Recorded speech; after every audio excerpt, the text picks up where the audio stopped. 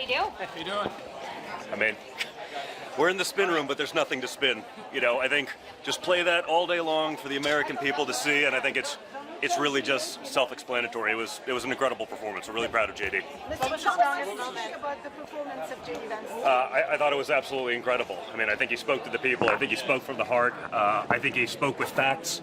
I think when the people that weren't supposed to do any fact-checking started playing those games, he overruled them with actual facts.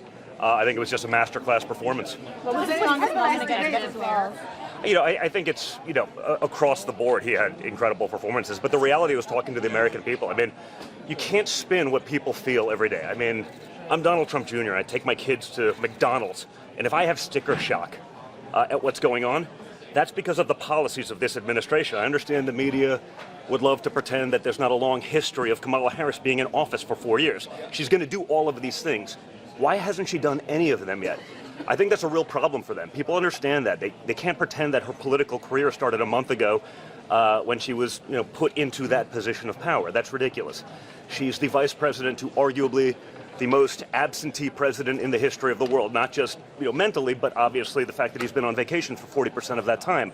She could have done any of these things. Joe Biden on The View last week said that he empowered her to do all of those things that his administration has done.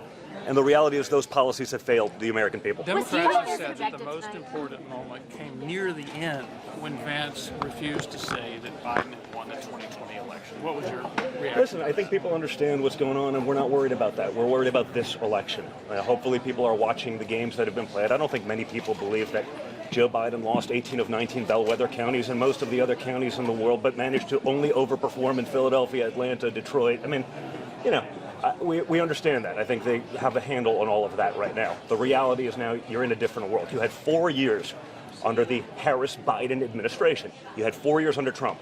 When were you better off? When were we safer? The world is going to hell in a handbasket because they see the weakness that is exuded by this administration, the things that they focus on. You see it today alone, whether it's the longshoremen going on strike, whether it's Iran actually, not just doing it through surrogates, but actually attacking Israel. That didn't happen under Donald Trump because those enemies of America, of freedom and of democracy, they understand strength and they respond accordingly.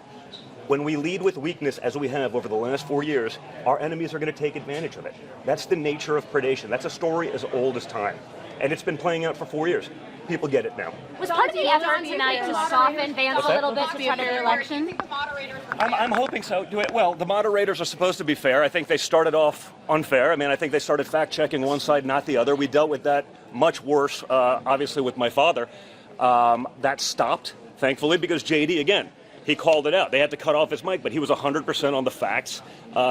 They got it wrong, but it doesn't matter. We understand that bias. We don't expect an unbiased debate on mainstream television these days or from the mainstream media. That's just a fact of life at this point.